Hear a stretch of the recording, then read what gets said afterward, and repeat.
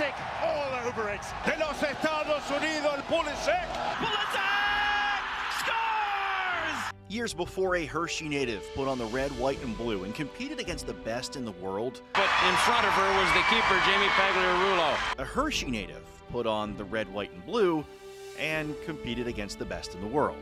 I 100% give credit to my high school coaches because I had coaches in other sports that allowed me, to get to practice or possibly miss for games and vice versa.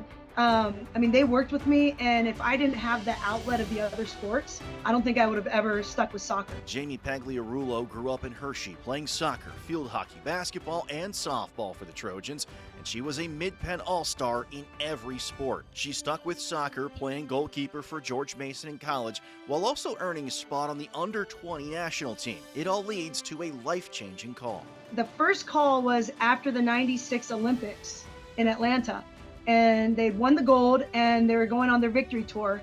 And I got a call in my college dorm room that I was gonna, hop on board and join the tour. And literally while I'm talking on the phone with the administrator, I've got the picture of the gold medal stand and the team up there. And I'm looking up there thinking, do they have the wrong person? When you think of names that are the foundation of what the women's national team has become, Carla Overbeck, Mia Hamm, Julie Foudy, and Brandi Chastain are just a few, and Pagliarulo was about to join that roster. The bus is waiting for me outside of O'Hare Airport, and I remember with my backpack, bus pulls up, I just put my head down, I just start walking back, through the bus, and I hear this, "Hey, Pags, have a seat."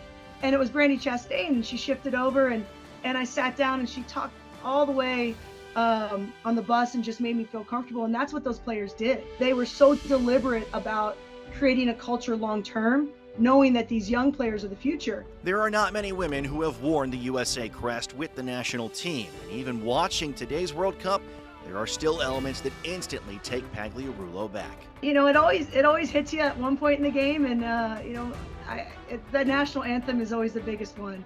And when you hear that and you know what those players are feeling, and also when you see the players make a mistake and that you just kind of live it with them, right? And that feeling of proving yourself then again and bouncing back from it as quick as you can, and you kind of feel that emotions along with those players because you've been there. The Dauphin County native has played professionally, coached the college and high school ranks, and even now as a phys ed teacher, she still pulls from what she learned as a member of the U.S. women's national team. I still think of the times where we would get off the bus and Julie Foudy and Mia Hamm are the first to grab equipment bags. And we had people on staff to do that. And here they were because they were part of the team. And when those veterans players do it, obviously you follow suit real quick. And I try to carry that same work ethic into my professional life now as well. Be the first one to grab the bag and be the first one to offer to help. First one here, last one to leave. All of those things that I learned from the veteran players, I carry over now. And to this day, she's still teammates with Julie Foudy, and they are still both thinking of the next generation. She has Leadership Academy, and we've been doing that, I hate to even guess, I want to say over 20 years now. Something she always talks about, that probably one of the most important things about that U.S. national team is that they laughed.